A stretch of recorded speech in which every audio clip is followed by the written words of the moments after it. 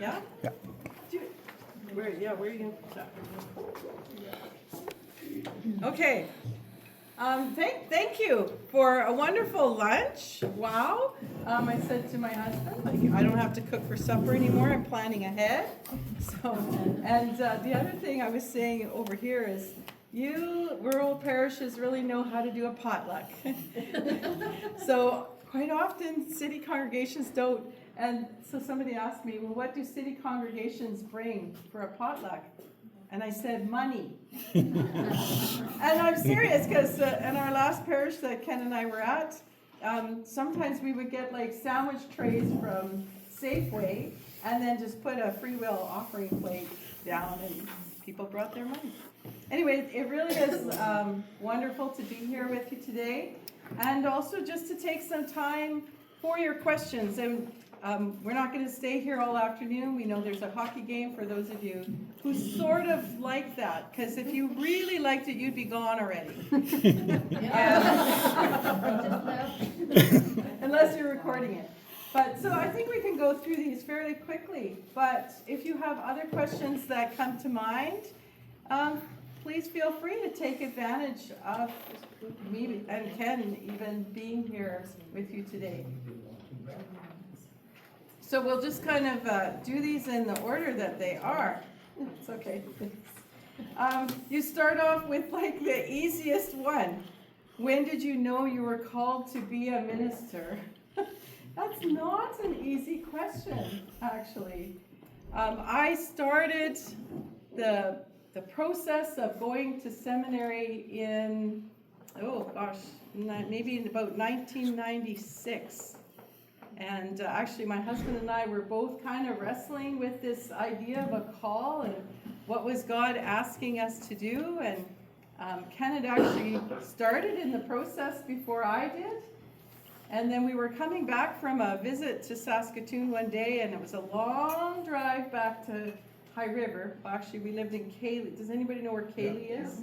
That's where we lived. And I said, honey, we got to talk. And it was like this long drive. He was a captive audience. So anyway, the short story is, I think I clearly really heard the call in about 1996. So I was in my early 30s. And so we moved from Cayley to Saskatoon, and that was a real affirmation of that call. I still remember the first day of classes. I took a summer class of Koine, or Biblical Greek, and I remember riding my bicycle from our house to the campus and just being so happy at being there to study. But don't ask me to say anything in Greek, because I don't remember that.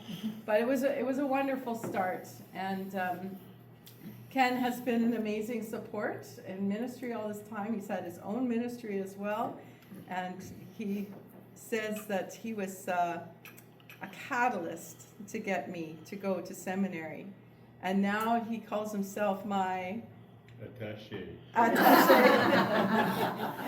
As he's often hauling my alb or other things around for me. So, but to be honest, when I look back, you know how hindsight is 20/20, right?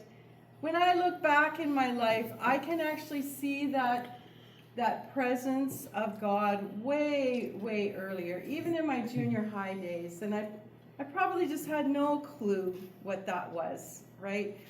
And God was patient and patient and patient until I finally got the message. And I'll tell you, this is a fantastic, I hate to even call it a job, because it's not a job.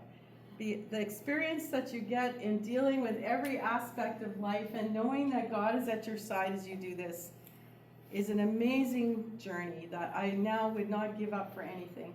I never imagined I would be in this office. I really didn't. So God continues to surprise me, and I continue to do the best that I can. Now, changing gears. Will online church replace in-person attendance for many? So thank you to Colleen for that previous question, and Dean for this one. I don't know if you want me to out you like that, but I'm gonna. Good question. I don't know, actually. I think online attendance is here to stay for those communities that have been able to do that and to do it well. And I know in Holy Spirit in Edmonton, where Ken and I were before I entered the bishop's office, like many churches through COVID, we developed services online. And we found that to be a really good outreach to people who, for lots of different reasons, couldn't come to church physically, if it was even like occasionally or sometimes for a long period. It was a great way for people seeking to learn about the church and church shop to sort of check things out.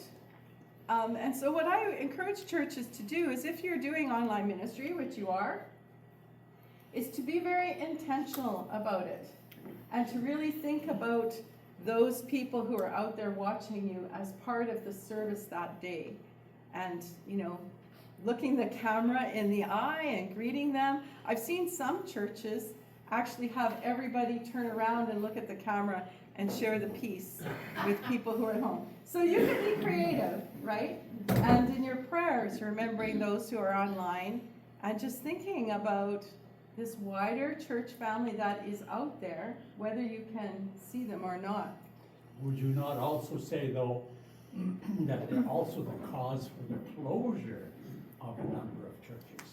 The online worship causes closure? I don't know about that. Yeah, I think I would say no. I think what we're experiencing, what we would like to see is people come back, right? Be here in person rather than worshiping online. But also I know in many cases, people online are also supporting the church financially. But I agree with you that actually the best way, when you can, is to be physically present together as a family. Yeah, that's the best. But actually, like TV evangelists and TV church has been around for a long time. So in some sense, this actually isn't a new thing. It's probably new for us, right? And an adaptation of COVID. And maybe over time it will wind itself down. Maybe it'll ramp itself up. I can't predict that. But I would say if you can come. I think that's still the best way to be in church together. Can't get a potluck at home. That's right. That's called leftovers. Well, and that's the piece, a little bit of what I was speaking about today, this incarnational ministry, right? Jesus, God sent Jesus as this baby in Bethlehem to be present with us, physically present with us. And we also embody that same call for one another. Okay, this next question. How will the synod be sure to connect with more rural congregations? Pastor Matt gives the hard question. Yeah, this is challenging today, but I want to say it's kind of a two-way street. You can also connect with the synod. So we're hosting things, for example, earlier in May, which I showed you some of the pictures for, the area gatherings that there was about, in Calgary, I think there was about just over 60 people, in Edmonton over 70. So these kinds of events are provided for you as congregations to come and see your wider church family, to hear what's going on in the synod, to learn about new directions of ministry, answer questions, feel supported, worship together, all of that kind of thing. So watch for those kind of events. But why do we have to drive 2 hours to get there? Yeah, that's the issue, is nothing comes to the communities. Thank you for that. Cities. And this is the part of the problem we face in this synod. We are the Synod of Alberta and the territories. We have the largest geographical area of the synods in Canada. Now that, to say the territories, to be transparent, we have one congregation in the north, but we are really geographically challenged. So host an event here or offer to say, hey, next time you have an area gathering, let's come to Hannah. So some of the things we're doing at those events as well is like live streaming some of them or recording them that you can then watch them either as they're happening or late at a later time. And inviting you to, if you're not able to attend, to join those kind of conversations or host those types of conversations yourselves. But we face this challenge. So usually when we host events like that, we try to host it in a place where there's a concentration of churches, which often ends up being in a major center. Next question says, I have been and still am a member of this church since we moved here in 1978. I'm very concerned for our church. We have very few people in Sunday school, no more confirmation class, no pastor-attended ladies group, no men's group, no young people's organization. About 25 in attendance on a Sunday. We're suffering in our financial situation. We have problems never seen before. Do you have any answers for us? I wish I did. Pray. I know these are really, really challenging times, and I want you to really understand that you are not the only church with these problems. And Lutherans are not the only denomination with these problems. A few weeks ago, I was on a plane to Winnipeg, and I happened to sit beside this woman who was fairly high up in the Pentecostal church. And she started, when she found out I'm in the Lutheran church, and we started talking, and she started talking about her problems, not her problems, but the church's problems. And I was like, this is like a mirror image of what we're facing. Also, when our companion synod is in Colombia, I showed you a picture of worship there. When I went to Colombia, Ken and I both went, in conversation with them, I was really surprised to learn they're struggling with a lack of youth. They're struggling with decline in numbers. They're struggling with finances. So this is kind of, it is across the board. A really helpful book that I found to understand this is a book called Reimagining the Church or Rejoining the Church. I can find the title for you. It's by an author, he's an Anglican priest actually, at the name of Alan Roxburgh. Are you familiar with this book, Pastor Matt? Yeah. And it's quite a tiny book. But what I appreciated about this book is the first half, he talks about how he understands the decline in the church in North America. And what he explains is that it's nobody's fault. It just is sort of a convergence of what's happening in the world and our culture right now. So the church in North America really developed by immigration. As we were talking at this table, I had asked, are the roots of this church German or Scandinavian? I learned they were German, but they put up with one Scandinavian here. So way back when, there were these waves of immigration that came over, right? And people tended to gather with people like them. The Germans gathered, the Danes gathered, this kind of thing. And there were waves and waves, years and years of immigration that came that actually populated the church. And those were also the years of baby boomers and explosive population growth.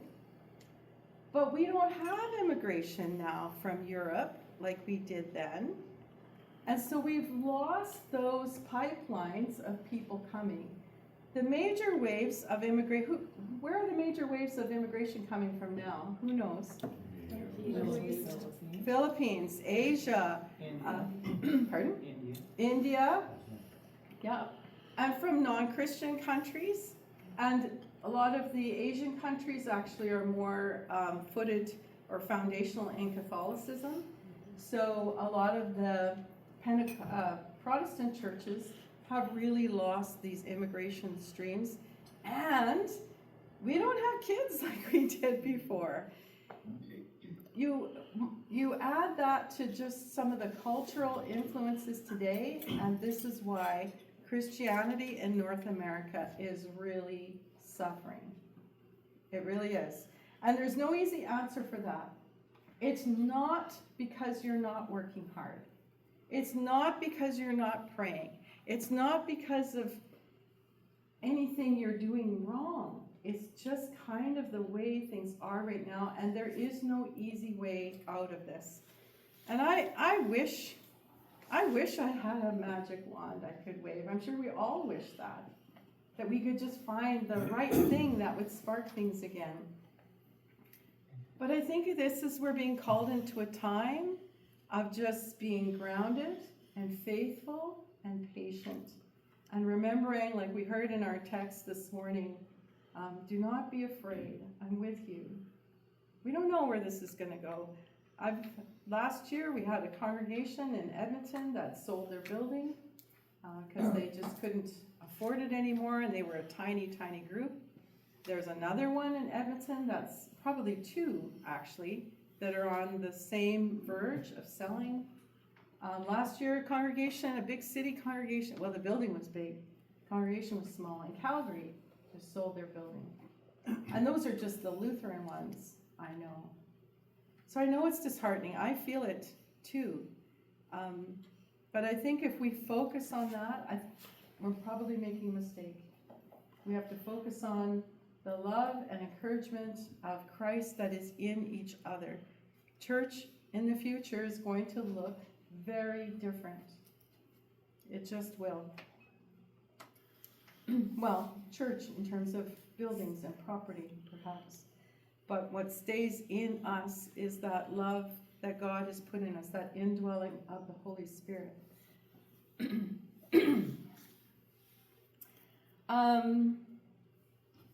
Can you be members of two denominations at once? Short answer is no. That's kind of a Lutheran thing. We say you can only be a member of one church at a time because it's kind of like a marriage. You know, when you get married, you are with that person, you make a commitment to that person. But I understand things here are a little bit different because you're a combined church. And so I don't know what that formation looked like when you first came together, whether there was some official documentation and all of that jazz that happened, an ecumenical shared agreement or some other fancy sounding thing. And I think there's some new developments in that in terms of people being members of a shared community. But we can look, I just didn't have time to look into that, but if we need to look into that, we certainly can do that. And that's kind of related to another question here. Do you know of other congregations who have either associate membership or other ways to allow people to serve on council or leadership positions? What are they and how does it work? So for Lutherans, technically you have to be a member of the Lutheran Church, which means you're confirmed to be on council and then to vote in a congregational meeting. That's the Lutheran side of things. We don't really have associate membership, and I don't actually know how the Anglican Church works. Members by baptism. Members by baptism. Okay, thank you.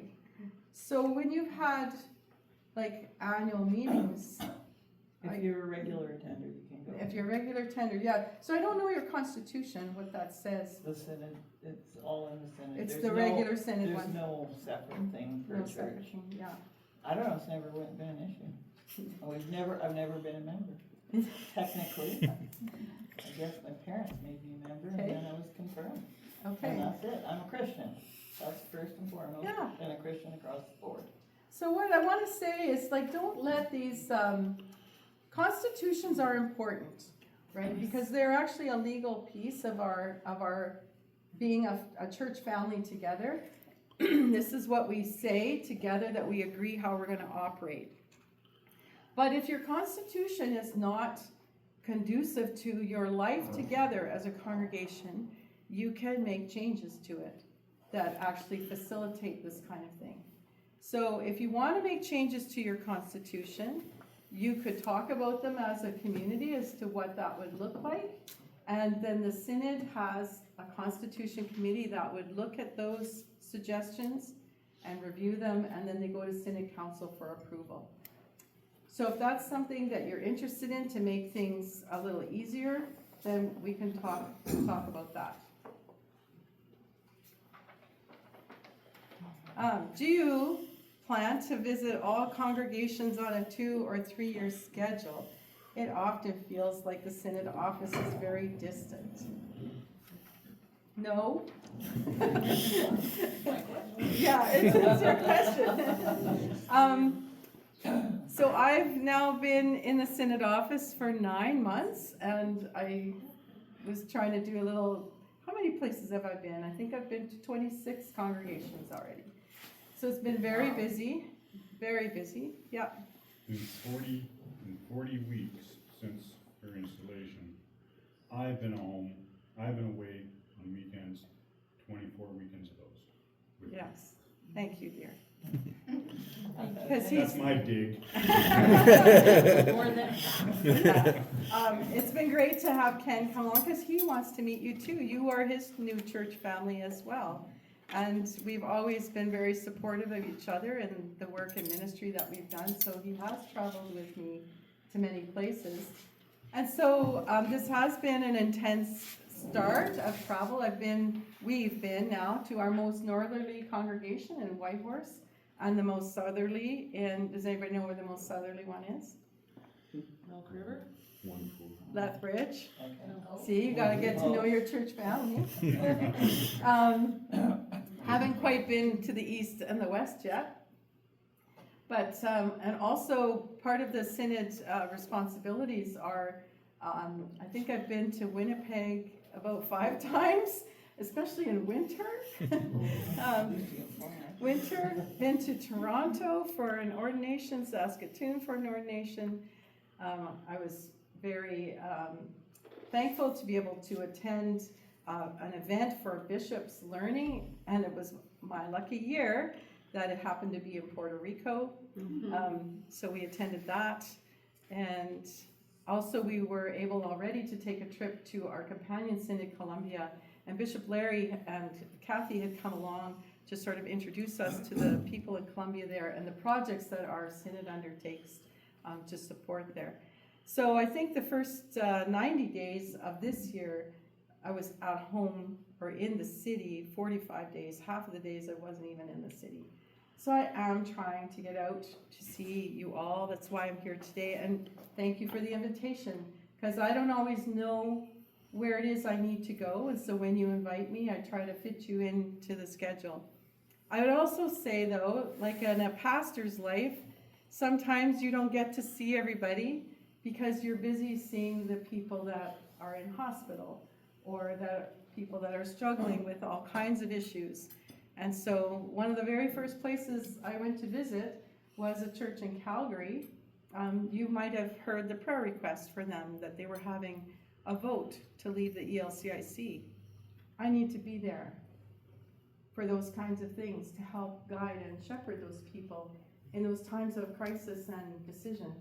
So those are my first places that I go to, is where people are really struggling. I know we're all struggling, but I mean where there's really serious things that are happening. So the short answer is I will do my best, but there's no guarantees. But I'm very happy to be here with you today. And let's see, what have I missed? Can you speak about a recent letter you wrote regarding the possibility of removal of churches and other institutes which further the advancement of religion, and they're possibly removing their ability to be considered charities? Yeah, this was some recommendations from the Liberal government that came out this year. Recommendation 429 was stating that any organization that, how was it worded now? Promotes,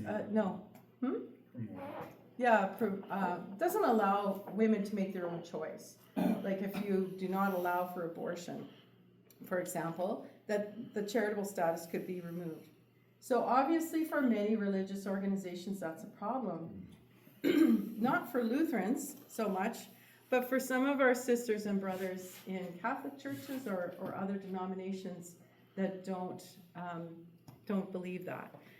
So, and the second recommendation, number 430, right after it, was to remove charitable status for any organization that their purpose was the advancement of religion. That is what we do. We might not call it that, it might not say that in our constitutions, but everything we do is maybe not overtly to advance the religion, but it's because we love Christ and want the work that we do is to be the loving Christ in the world. So this is a very threatening recommendation to all faith communities. And so that's why I wrote the letter, and I would encourage you to be in contact with your political leaders in the area if you have concerns about that. I really don't think it's going to pass, but I don't have a crystal ball. And even if it doesn't, I wonder if it's something testing the waters, right? How much resistance is there to this? Last year in Edmonton, there was a letter to the editor of the Edmonton Journal that wrote an article from the BC Humanist Society. And this person was saying that the tax-free status of church property should be removed. And they were saying that all of those taxes then that churches would have to pay and how much they could benefit communities. And I wrote a response to that. Because I know that in our communities, we do incredible work, even for people who aren't Lutheran or Anglican or Christian at all. Somebody needs help, we help them. And so I think this is an undervalued part of what churches do in the world, and we kind of have to stand up for ourselves. So you're welcome to take that letter and use the letter or take chunks of it or write your own, but I think we do need to stand up for ourselves and for other people of faith in our communities as well. We're in this together. I think that's the last question. Yep. Did I miss any? But I would say, yeah, people have. She's gonna get back to us on that. So, to be long. Yes. One comment on both churches. You've seen that with service clubs, like Elks, whatever, they're all declining. They used to serve people in a different way, and now the government has taken over all of that stuff. This is a really good point. It's not just faith groups that are in decline. It's all kinds of charitable and volunteer organizations. And so maybe we all have a bit of a question to answer there in terms of how we have taught and encouraged or whatever, like volunteerism. And I think it also kind of, in our society, we hear a lot of me, and this individual type of perspective, which then affects how we handle our finances, how we live our lives, how we are community members. Like, it just affects everything. And so, like, another really good book to perhaps get into your library is called Activating the Common Good by Peter Block. And the basis of the book, so you don't have to spend $35, is we have to think about not me, but what is the common good wherever we are? What is the best that we can do for communities and for people that we live amongst where we are, rather than what's best for me and how can I increase my investments and how can I just have a better and better life. Because if your life, actually Ken and I have talked about this. Some friends of ours have one time bought some lottery tickets. And then we were saying, if they won that lottery, like, would they share that? And we were like, we don't know. Would we share it if we won a lottery? And how awkward would it be if all of a sudden a friend of yours had $5 million and then you were still the same? It puts this big disparity, right? So Christ teaches us that we are here to love one another and to make healthy and whole communities, not to live just unto ourselves. And if we need an example of what that looks like, we only have to look to Jesus and the way he lived his life for others. We probably can't do it to the extent he did, but we can try. We can try our very best to live this in this challenging world in a way that exemplifies his love for all. Anybody else? And if you think of something later, like pick up the phone, send an email, put it through Pastor Matt. I can always answer questions anytime.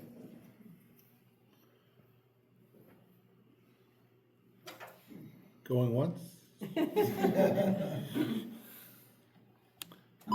Well, thank you.